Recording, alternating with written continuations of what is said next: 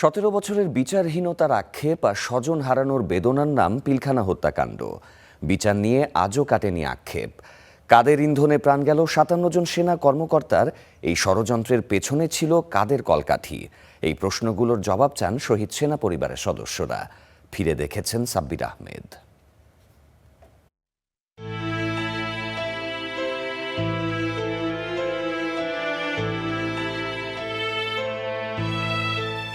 ইতিহাসের এক রক্তাক্ত অধ্যায় 2009 সালের 25 ফেব্রুয়ারি। সেদিন স্তব্ধ হয়ে গিয়েছিল পুরো দেশ।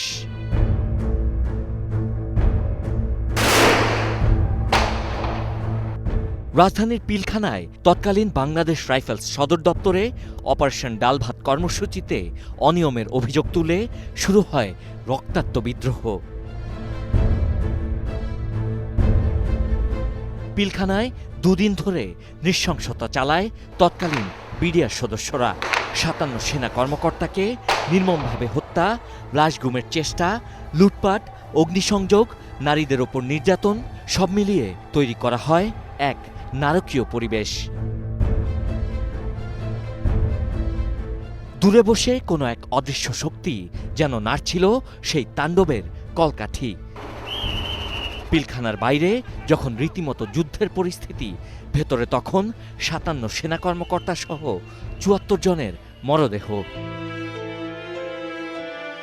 এটি ছিল দেশের ইতিহাসের এক মর্মান্তিক ট্র্যাজেডি, যাতে স্বজন হারায় বহু পরিবার, বাহিনী হারায় নেতৃত্ব, জাতি হারায় আস্থা ও নিরাপত্তা।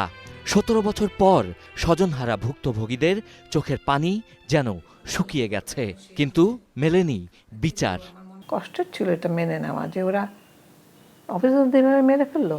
সবকিছু মিলিয়ে একটা বড় বিশাল প্রশ্নবোধক চিহ্ন আমাদের জীবনে।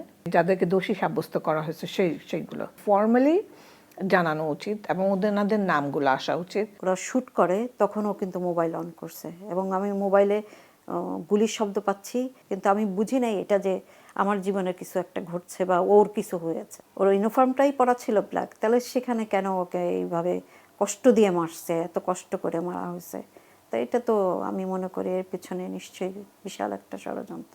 পিলখানা হত্যাযজ্ঞের পর বাহিনীর নতুন নাম দেয়া হয় border guard Bangladesh, BGB.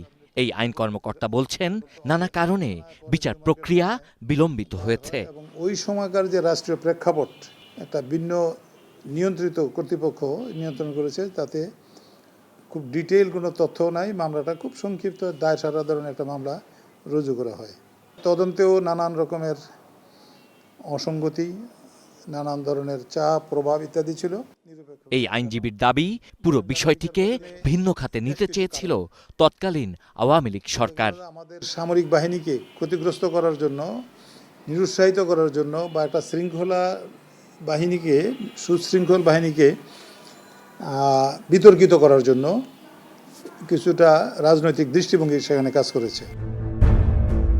BDR বিদ্রোহ মামলায় আসামিদের সংখ্যা 1000-এরও বেশি, সাক্ষী 1100-রও বেশি। এর মধ্যে নেওয়া হয়েছে 301 জন সাক্ষীর জবানবন্দি।